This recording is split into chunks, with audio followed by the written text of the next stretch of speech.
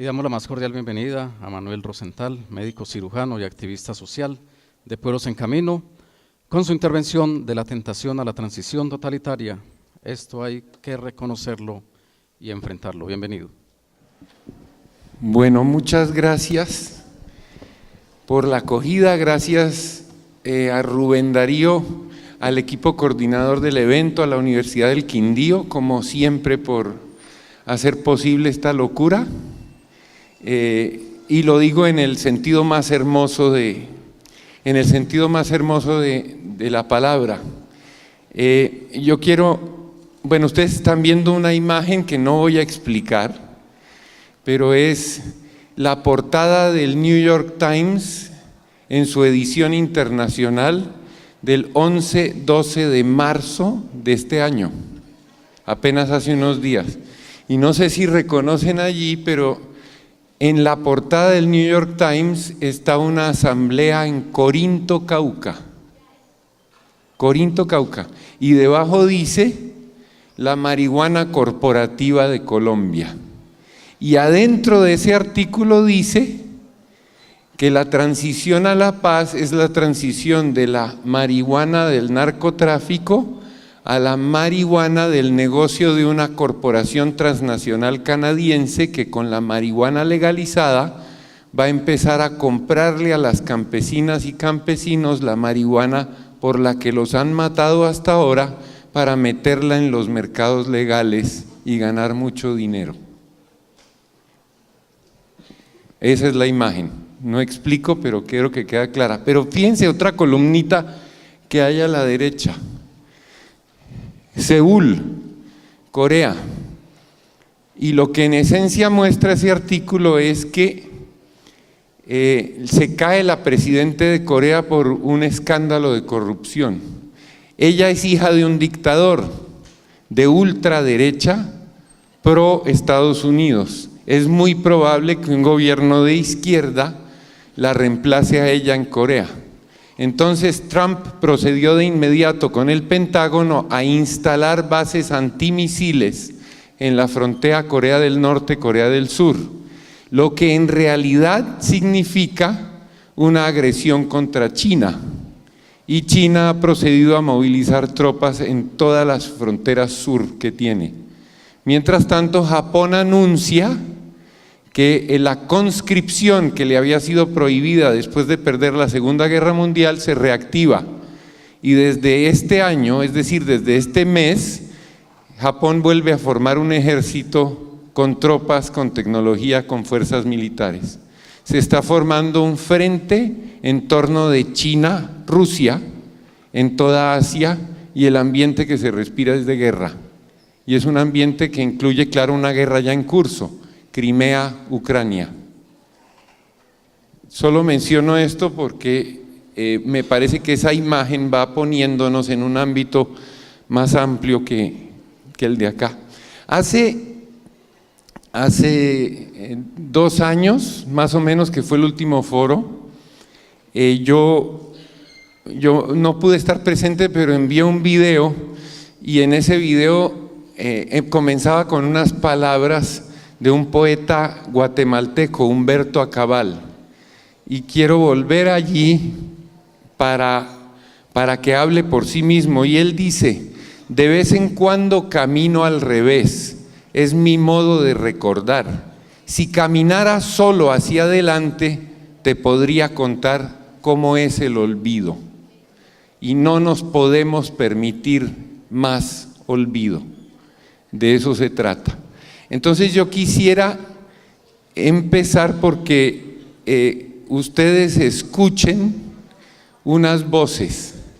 Por favor, la primera, el primer video, muy corto, es una frase. Y es donde creemos que Estados Unidos está dispuesto a jugársela. Y por eso esta circunstancia nos pone de aliados. No se oye. Ahora ahí también todos esos megaproyectos que hay, donde están en las zonas fuertes del conflicto, hay muchos intereses económicos. Me avisan cuando... Vamos a cambiar esas condiciones para que no alimente el conflicto. Y es donde creemos que Estados Unidos está dispuesto a jugársela. Y por eso esa circunstancia nos pone de aliados.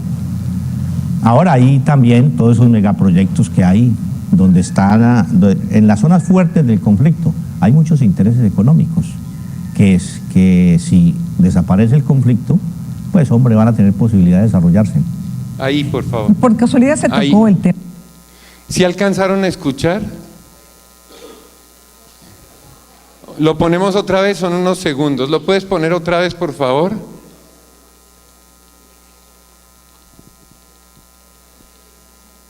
¿Falta volumen o es...? A cambiar esas condiciones para que no alimente el conflicto. Y es donde creemos que Estados Unidos está dispuesto a jugársela.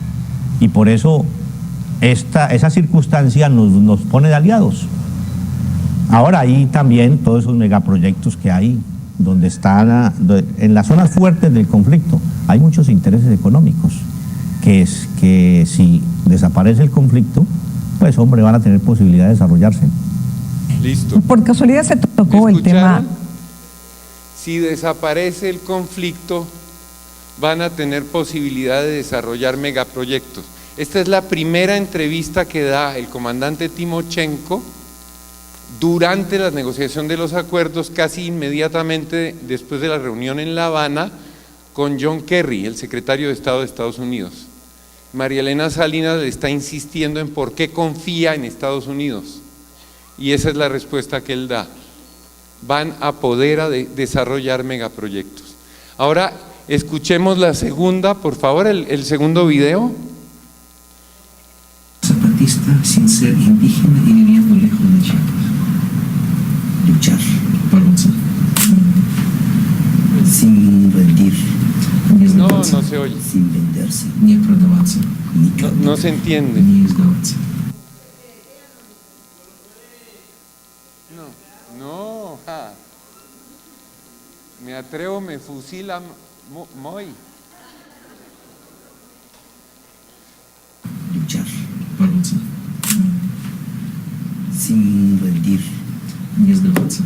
Sin venderse. Не продаваться. Ni claudicar. Ni сдаваться. Como dé lugar, hay que liberar este mundo. С чего бы это ни стоило, необходимо освободить этот мир. Es ser zapatista. Это быть zapatista. Siempre pidiendo el pensamiento del pueblo. Всегда спрашивая мнение народа. Si nos dejamos de preguntarle al pueblo, если мы перестанем спрашивать мнение народа, parémoslo, no nos escucha, el sonido está muy mal. Bueno, no lo puedo decir, pero vale la pena esto. Busquen entrevista a subcomandante Moisés, y es en la entrevista, en ese minuto 31, en esencia lo que él dice es que ¿qué le diría usted a los ucranianos e ucranianas del otro lado del mundo, de para qué les sirve y qué tienen que ver con ser zapatistas? Y la respuesta que él da es: hay que liberarnos de este sistema a como dé lugar. Esa es la respuesta que él da. No comento, pero quería ponerles en contraste las dos respuestas, la del Submo y esta.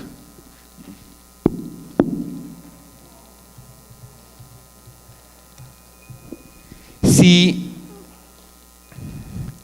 cuando la codicia es ley, robar es sagrado. Norma fundamental que dicha así nos genera una reacción negativa, pero convivimos, coexistimos y ejercemos eso normalmente. No es el otro, es que la codicia es ley. Ayer lo mencionaba Pablo Dávalos, quien ha escrito sobre eso, ha comentado 1000 veces, pero es la ley de la codicia y robar es sagrado. Empiezo con una cita que quería leerles. Es de Hannah Arendt, en su trabajo sobre los orígenes del totalitarismo. Y Hannah Arendt dice lo siguiente: el peligro en suma es que en lugar de dudar un fundamento para lo que ya existe… perdónenme. Esta es una frase de Foucault. Interesante que mezclé a Foucault con Hannah Arendt. ¿Cómo sería eso? Sí, me anticipé a mí mismo. Esta es una frase de Foucault y les pido el favor, no es una frase sencilla, pero les pido por favor que la escuchen si pueden con atención, aunque este no es el mejor ambiente para eso, para que vayamos tejiendo con imágenes algo. Y la frase de Foucault dice así: el peligro en suma es que en lugar de dudar un fundamento para lo que ya existe, en lugar de tranquilizarse por esta vuelta y esta confirmación final, en lugar de terminar este círculo feliz que anuncia al fin, tras 1000 astucias y otras tantas noches, que todo se ha salvado, estemos obligados a avanzar fuera de los paisajes familiares, lejos de las garantías a que estamos acostumbrados, por un terreno cuya cuadrícula no se ha hecho aún y hacia un término que no es fácil de prever. Todo lo que hasta entonces velaba por la salvaguarda del historiador y lo acompañaba hasta el crepúsculo, el destino de la racionalidad y la teleología de las ciencias, el largo trabajo continuo del pensamiento a través del tiempo, el despertar y el progreso de la conciencia, su perpetua recuperación por sí misma, el movimiento no acabado pero ininterrumpido de las totalizaciones, la vuelta a un origen siempre abierto y finalmente la temática histórico-trascendental. ¿No corre todo eso el peligro de desaparecer, dejando libre para el análisis un espacio blanco, indiferente, sin interioridad ni promesa? Esta es una frase de la arqueología del saber.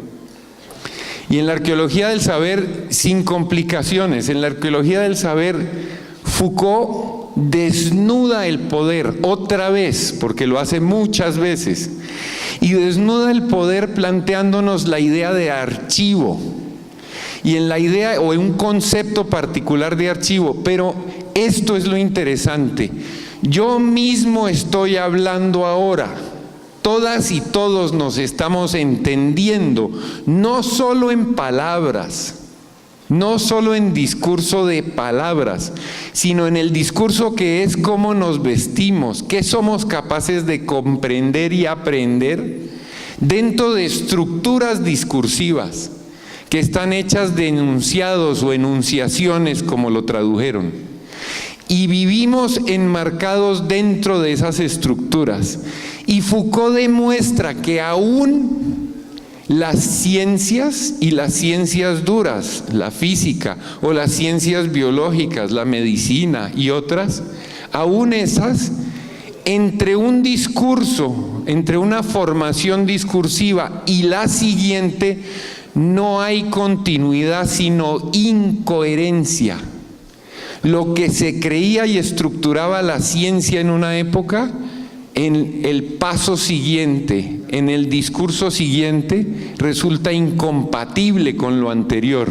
Y sin embargo, se cierra el círculo feliz y se nos presenta como que todo eso, esa historia, es de una continuidad. Cuando desnudamos esa historia y descubrimos las discontinuidades, reconocemos que ha sido un juego de poder a través de estructuras discursivas y enunciados que nos lleva a encerrarnos condicionados en la lógica del discurso de cada época. Así lo plantea Foucault, pero al desnudar el poder, de una parte nos muestra que estamos encerrados en estructuras discursivas, pero de otra parte, fíjense, aquí hace una referencia a Walter Benjamin y a las tesis sobre la filosofía de la historia. Hace una referencia a que ese tiempo que se hace coherente a través de una manipulación histórica desde el poder, que crea una continuidad falsa en la que creemos, que aceptamos dentro de estructuras discursivas, es un tiempo vacío que está negando otros tiempos, que está negando otros caminos, que a fuerza de tejer discursos incoherentes y hacerlos continuos, nos niega algo que va desapareciendo, y es lo que Benjamin llamaba el tiempo pleno. ¿Se acuerdan quienes hayan leído las tesis de la historia, que Benjamin recuerda un evento en 1898 cuando hay un levantamiento popular en Francia y la gente en rebeldía sale a disparar contra los relojes? Este tiempo del discurso tras discurso que se vuelve artificialmente continuidad. Y entonces habla Benjamin de peinar a contrapelo la historia. Y lo que dice Benjamin, el peinado a contrapelo, ¿qué es? Más o menos lo que plantea Foucault, pero no es eso. Foucault desnuda el mecanismo que nos atrapa en el poder, pero Foucault no reconoce, no ve, tal vez no puede ver o no alcanza a ver lo que habría, lo que hay cuando no leemos la historia entre líneas de los discursos y las estructuras discursivas que nos imponen, lo ordinario, y podríamos ver otras cosas. ¿Y por qué digo yo que Foucault no lo ve? Pues sencillamente porque Foucault dice que si todo esto se derrumba, ¿se acuerdan la última frase? No corre todo eso el peligro de desaparecer, dejando libre para el análisis un espacio blanco, indiferente, sin interioridad ni promesa. Si se cayera todo esto que creemos, en lo que estamos encerrados, para Foucault quedaría un espacio en blanco. Y eso no es cierto. En castellano no podemos decir todavía sí. Lástima, los portugueses sí dicen ainda sí, porque todavía sí existen una cantidad de historias otras, de discursos otros, de tiempos otros, que todo esto ha intentado negar, pero que todavía sí están allí. Entonces no es una cuadrícula que tenemos que llenar, no es el salto hacia el futuro progresando, aún derrumbando lo que existe ahora. Lo que hace falta. Lo que hace falta es reconocer, más allá de la cárcel de los discursos, historias otras que han sido negadas y que están ahora mismo aquí, agrietando, viajando entre nosotros en medio del discurso que nos atrapa. Un desafío gigantesco, pero está presente. Europa, aún Foucault, no pueden ver más que si Europa, Occidente y este pensamiento se derrumba, quedaría una página en blanco. Pero soy injusto diciendo Europa, porque allá también todavía sí. Hace poco murió John Berger, un compañero, un hermanito. Y John Berger, ahí está otra vez, mira. Y John Berger dijo en un texto sobre un fotógrafo muy famoso, muy reconocido, hoy desconocido, dijo lo siguiente: todo lo que vemos nos afianza en lo que conocemos. Todo, aún aquello que nos amenaza. Lo que vemos nos ayuda a entender el mundo como ya lo entendemos, y entonces de pronto, casi siempre en la penumbra, frente a un relámpago o en la media oscuridad, se atraviesa eso otro que no cabe en lo que conocemos, no nos afianza, y es un mundo completamente distinto y ya no sabemos qué hacer. Berger decía que él conversaba con los perros cuando era niño y que allí todo el tiempo se encontraba con ese mundo que solo se nos asoma desde las penumbras. Todavía sí. Me explico, no hace falta. Lo que digo es, no es dentro de esto que vamos a encontrar lo otro, es a pesar de esto. Es porque todavía sí está aquí. Sigo con esto. Nunca en la historia ha habido tanta inequidad, tanta injusticia social, tanto oprobio, ni tan extendido como ahora. Nunca. Cito unos datos, por citar algunos, que presenta William Robinson, el sociólogo estadounidense. Él dice cosas como estas: el 1% controla ahora más riqueza que la mitad de la humanidad y el 20% de la población mundial monopoliza el 94% de la riqueza. Ustedes vieron el último informe de Oxfam. 6 personas tienen más del 60% de la riqueza del planeta. 6. Devuélvanse, por favor, a la primera frase que estábamos comentando del discurso. Aceptamos eso. Es normal, es lo ordinario. 6 personas, 60% de la riqueza del planeta. Normal. Él monopoliza el 94% de la riqueza del planeta, mientras que el 80% restante tiene que valerse con el 6%. La mayoría de la humanidad no cuenta con ingresos para consumir todo lo que la economía global genera. Lo que decía ayer Pablo, la economía global no produce para satisfacer necesidades, su intención es otra, acumular, y es fundamentalmente especulativo. De esto sobran datos, pero seguimos repitiendo, como apareció ayer en una pregunta, que necesitamos extraer el oro, explotar el agua y producir lo que producimos para satisfacer necesidades, y es absolutamente falso. No es para eso que existe la economía. Pues no me adelanto.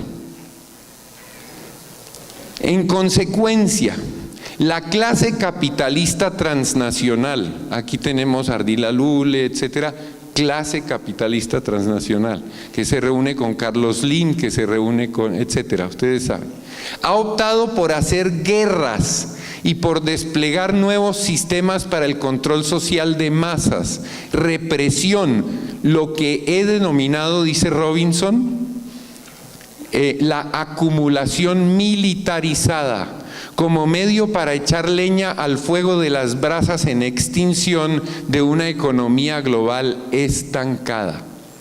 Miren la conexión. Hay una acumulación desproporcionadamente injusta y en pocas manos.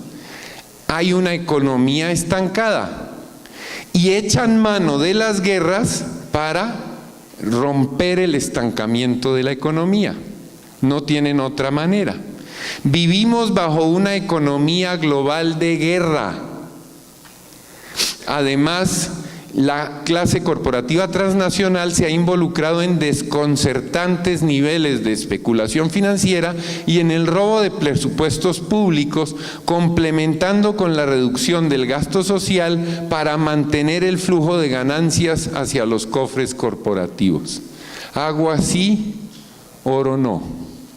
Transformar las montañas de Cajamarca en lingotes de oro para que no se devalúen las divisas de los más ricos es un crimen. Es guerra contra la naturaleza y contra los pueblos. Asesinar a la gente que se opone a que eso suceda es guerra. Decir que el beneficio y el bien de la nación están por encima del 97% que le dijo no a eso es guerra, encubierta con otras máscaras. En este mismo espacio, hace unos años, nos levantamos con un compañero de Cajamarca y gritamos: si paramos la colosa, paramos cualquier cosa. Todavía no, pero todavía sí lo vamos a hacer. Entonces, dice Robinson, pero nada de esto, la guerra, la militarización, ha resuelto el problema de la crisis. La economía global sigue atascada en el estancamiento. Y entonces, Tyler Cowen, el economista reconocido por The Economist y por la derecha global como el mayor experto global en el tema de estancamiento económico, escribe un artículo en su columna que se llama The Upshot en el New York Times el 14 de junio de 2014. Y en inglés se los digo y después en español. El título es "The lack of major wars may be hurting economic growth".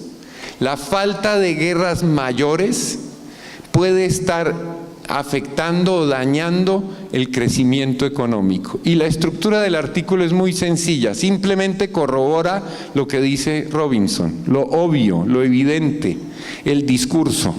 Y lo que corrobora es esto. En primer lugar, dice él, no ha habido guerras en el planeta desde la Segunda Guerra Mundial. Todo lo que ha habido son conflicticos. Y entonces presenta datos de Harvard para justificar y explicar eso.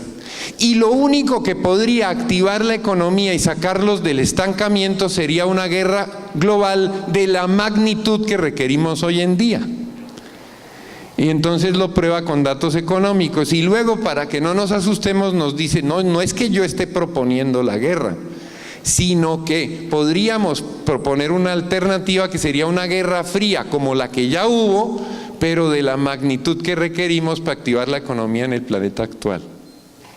Fríamente planteado desde análisis economicista para que sigan acumulando unos pocos sin el menor interés de resolver necesidades. Lo que hace falta es una guerra sin precedentes en la historia. ¿Será que va a haber guerra? Pensemos, leamos a Hannah Arendt, ahora sí, y les leo la frase de ella, de este libro que les comenté, Los orígenes del totalitarismo. El peligro de las fábricas de cadáveres. Recuerden que ella escribía este libro en 1944, en medio del genocidio, y que el libro lo escribió sobre Stalin y sobre Hitler y lo que estaban haciendo. Entonces ella dice esto, como les propongo que lo escuchemos no para esa época, sino lo escalofriante de la pertinencia que tiene hoy. El peligro de las fábricas de cadáveres y de los agujeros del olvido es que hoy, con poblaciones y despojados en aumento en todas partes, hay masas de gente que resultan superfluas. Si seguimos pensando nuestro mundo en términos utilitarios, los eventos sociales, políticos, económicos en todas partes confluyen en una conspiración con instrumentos totalitarios diseñados para hacer superfluos a los seres humanos. La tentación implícita es bien comprendida por el sentido común utilitario de las masas, que en la mayoría de los países está muy desesperada para retener un miedo suficiente ante la muerte. Ojo, miren esa frase. Estamos tan desesperados por sobrevivir y entretenernos cotidianamente que como especies vivas no somos capaces de reconocer un miedo que debemos sentir ante una muerte inminente a la que nos empuja el sistema. Tiene que resolver su crisis y le sobramos. Esa frase es para mí aterradora, un señalamiento en el espejo. Las soluciones más eficientes para el problema de la sobrepoblación son tanto un atractivo como una advertencia. Las soluciones totalitarias pueden perfectamente sobrevivir la caída de regímenes totalitarios en la forma de fuertes tentaciones que surgirán cuando quiera que parezca imposible aliviar la miseria política, social o económica de una manera digna del ser humano. El desafío es fabricar algo que no existe, es decir, un tipo de especie humana parecida a cualquier animal, cuya única libertad, entre comillas, consista en preservar esa especie. Está hablando de lo que nos tendrían que hacer para adaptarnos a esa destrucción. Transformar la personalidad humana en una cosa.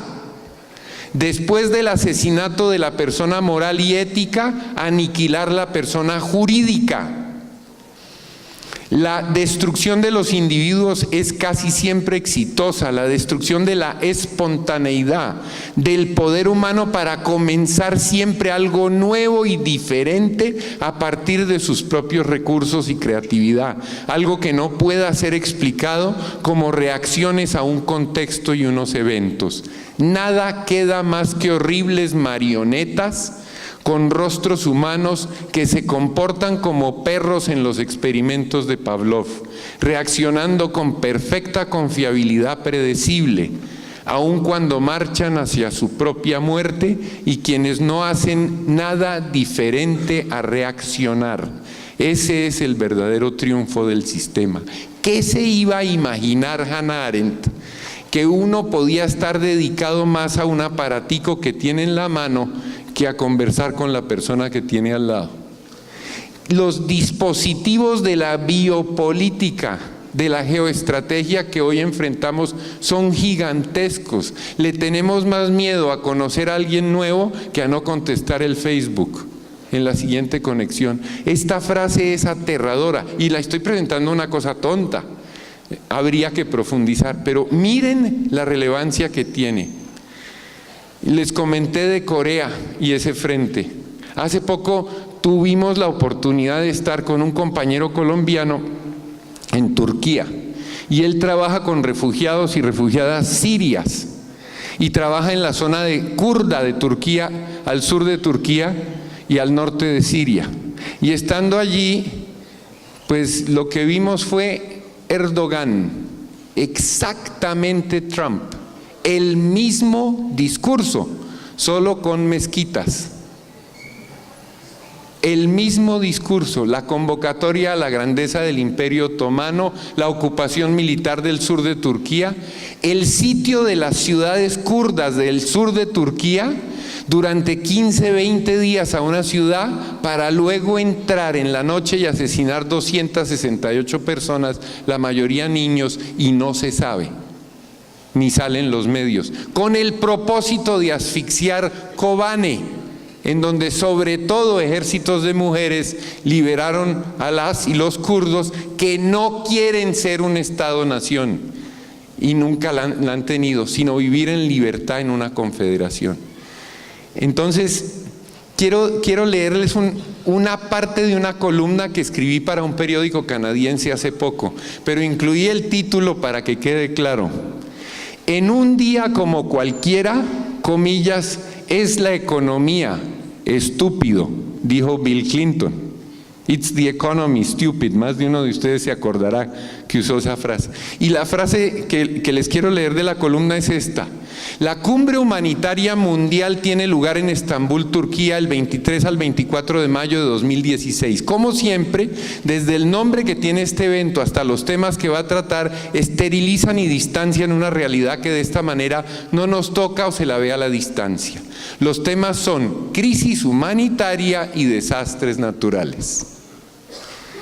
La primera se refiere en realidad a una guerra total, de dimensiones catastróficas, y la segunda al ecocidio en curso como efecto directo del modelo de acumulación capitalista. En síntesis y con toda la evidencia a la vista, el sistema que nos engloba desde hace más de 500 años en permanente expansión es una guerra total contra el planeta y contra la vida toda, no solo, pero también contra la humanidad. No puede evitarlo. Su necesidad de acumular y concentrar ganancias hace que esto sea su hacer y la consecuencia inevitable. Lo terrible es que mientras esto sucede, asumamos que es un tema con diversas opiniones y puntos de vista. Es como que están bombardeando y uno diga, ¿habrá guerra o no habrá? Es un asunto de opinión. ¿Se acuerdan de la profesora que estaba dando una clase sobre la democracia y entró un gato al salón? Y los niños empezaron, cuchi, cuchi, gatico, gatico. Y uno de los niños dice, es una gata, pendejo. Y el otro, la profesora dijo, un momentico, clase de democracia, votemos. Votemos a ver si hay guerra. Entonces dice, lo terrible es que mientras esto sucede asumamos que es un tema con diversas opiniones y puntos de vista. Sin eufemismo ni máscaras, hablan los datos de la ONU, que según lo resume Kamal Baher para Other News, comillas, La vida de millones de personas de Libia a Palestina y de Yemen a Siria e Irak quedaron destruidas por la violencia.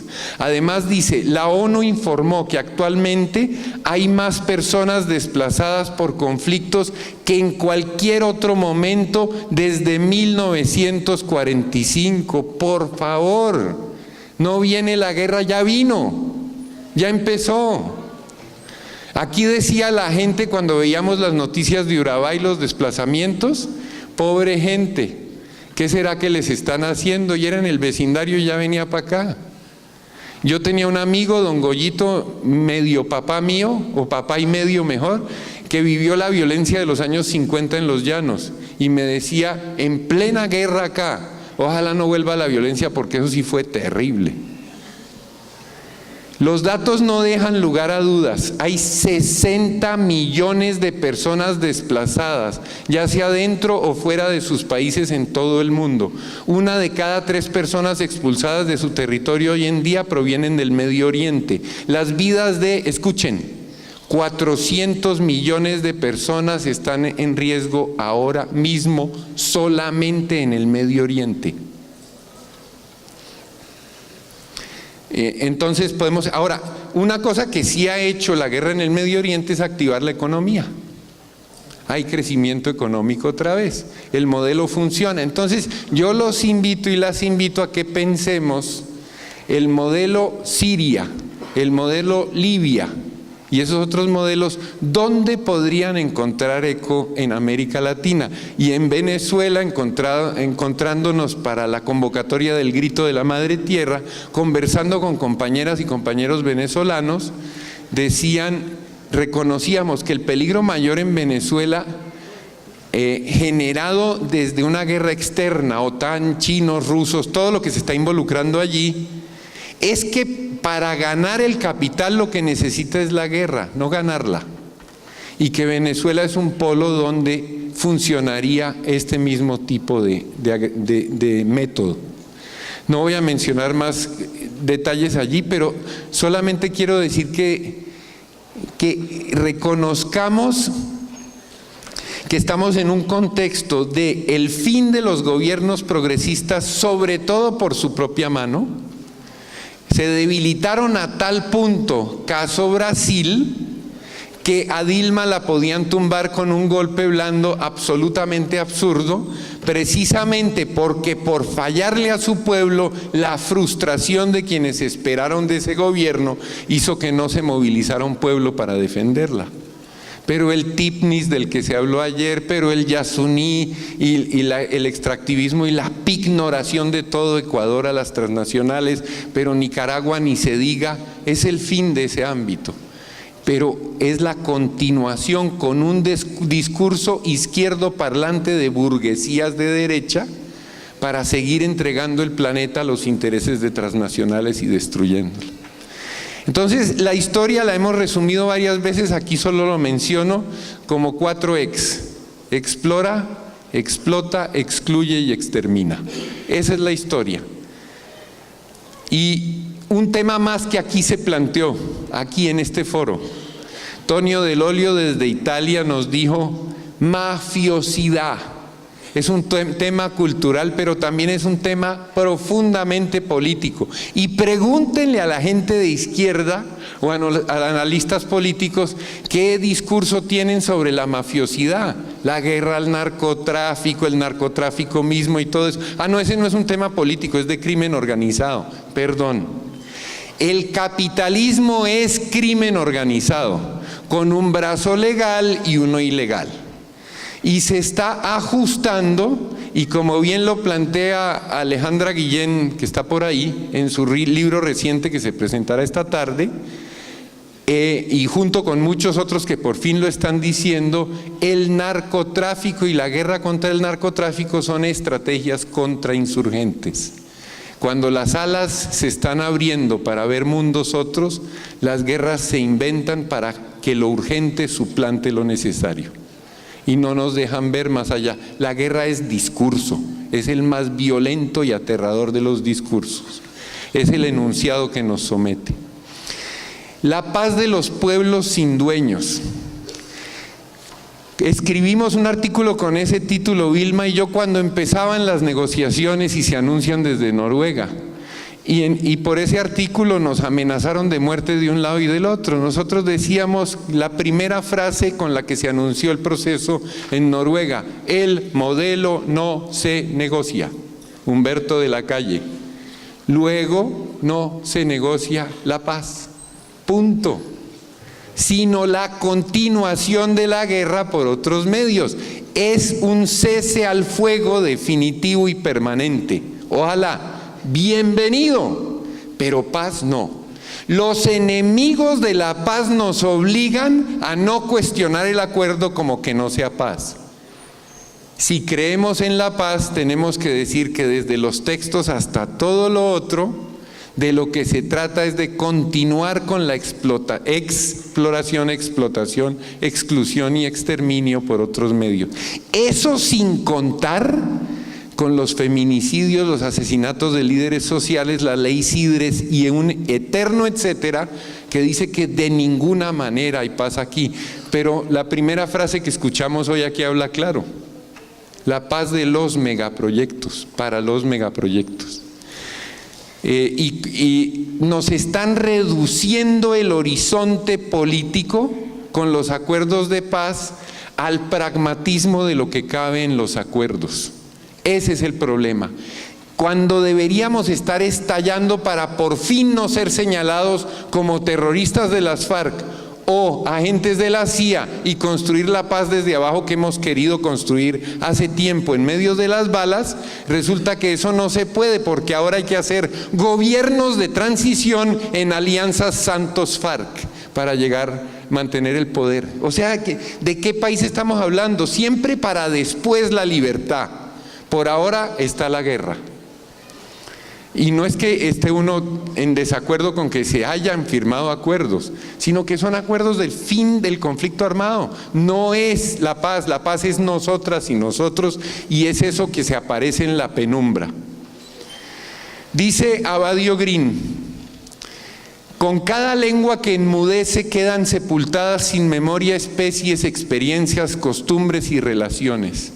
Hay algo peor que la muerte y es el fin del nacimiento. Con las palabras y las frases que no volverán a vivir, se perdieron autonomías, territorios y formas de vida. Proponemos y nombramos la vida, por eso nos han obligado a resistir. Somos todos los que defendemos la pluralidad, la diversidad, la convivencia, el tener vida para ser vivos y convivir. Lo que dijo Arturo Escobar: aprender a ser seres vivos otra vez, porque se nos ha olvidado.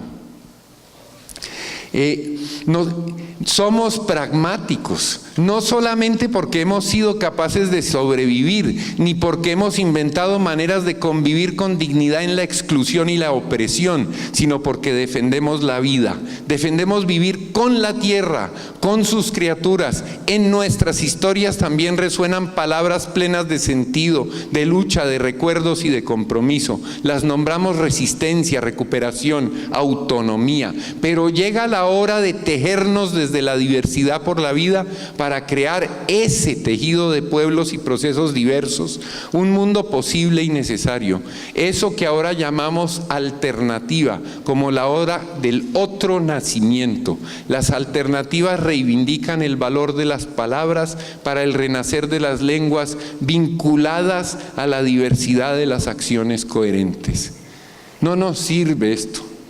Hay que nombrar otra cosa que se nos asoma por ahora solamente desde la penumbra. Señoras y señores expertos académicos en ciencias sociales y movimientos sociales, por favor alce la mano cualquiera y me dice dónde va a estallar el próximo movimiento social. Porque ser experto es llegar tarde a contar lo que ya hicieron otros, mientras en la penumbra se está tejiendo. Entonces, tengo una frase que quiero decir, así me atrasé 2 minuticos en terminar, y es esto: les recomiendo, si pueden, ojalá se tradujera a todas las lenguas del planeta, incluida la que Abadio nombra, este texto de Sadiya Hartman, que habla sobre, se llama Escenas de sometimiento, y habla sobre las experiencias del sometimiento de las y los afros en esa transición en Estados Unidos entre la esclavitud y la libertad, entre comillas.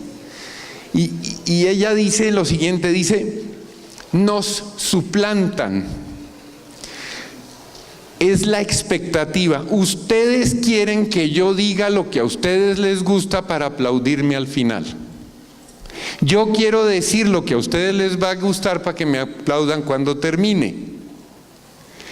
El negro revolucionario y la negra transformadora tienen que satisfacer la necesidad de alguien que no es ella ni él, que anda por ahí, que es el discurso, para ser reconocida y reconocido. Y es ese referente que Silvia Rivera ha nombrado, ese referente que se hace invisible a sí mismo, el que nos somete y nos destruye. Ese referente que no acabamos de reconocer. Esas son las historias que ella cuenta. La máscara de negra y negro se la pone el blanco, pero aparece un negro como nombrándola. Nos pasa a todas. Y esa dificultad hay que reconocerla. Entonces voy terminando para decir esto. Llega la infamia, siempre llega la infamia, como guerra para negar el vuelo cuando lo estamos alzando. No estamos en un contexto de paz, porque tendríamos que voltear los asientos y mirarnos a la cara y dejar de estar mirando a otro lugar y reconocernos, liberar la madre tierra y liberarnos con ella. Entonces leo una frase del del subgaleano, que dice lo siguiente: frente a la guerra a la que ellos se vieron obligadas y obligados. Nadie lo escuchó entonces, pero en los primeros balbuceos que fueron nuestras palabras, advertimos que nuestro dilema no estaba entre negociar o combatir, sino entre morir o vivir. Quien hubiera advertido entonces que ese temprano dilema no era individual, tal vez hubiera entendido mejor lo que ha ocurrido en la realidad zapatista de los últimos 20 años. Pero les decía yo que nos topamos con esa pregunta y ese dilema y elegimos. Y en lugar de dedicarnos a formar guerrilleros, soldados y escuadrones, preparamos promotores de educación, de salud, y se fueron levantando las bases de la autonomía que hoy maravilla al mundo. En lugar de construir cuarteles, mejorar nuestro armamento, levantar muros y trincheras, se levantaron escuelas, se construyeron hospitales y centros de salud, mejoramos nuestras condiciones de vida. En lugar de luchar por ocupar un lugar en el Partenón de las muertes individualizadas de abajo, elegimos construir la vida. Esto resuena. Por ahí hay uno que está cuidando semillas y enseñando hasta donde le alcancen las manos a que el mundo se va haciendo con el mundo y con la tierra. Por ahí hay otro que viene caminando el machín desde hace tiempo y también entienden esta frase porque ambos entendemos, asumimos la guerra o no, pero decidimos hacer la vida. No es un problema de indios ni de ellos. Es morir o vivir y es ya. Muchas gracias.